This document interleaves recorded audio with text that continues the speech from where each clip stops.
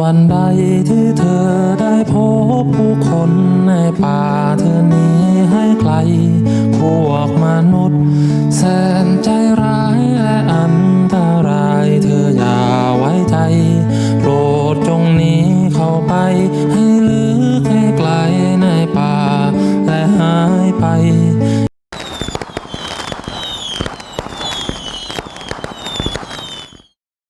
ขอเพียงส่งเสียงมาจะไปหาจะไปในทันใดจะไปยืนเคียงข้างเธอไปอยู่ดูแลเป็นเพื่อนเธอให้เธอหมดความกังวลใจจะไปในทันใดจะตรงไปจะใกล้ๆถ้าหากเป็นเธอจะรีบไปให้เธอได้ความสบายใจ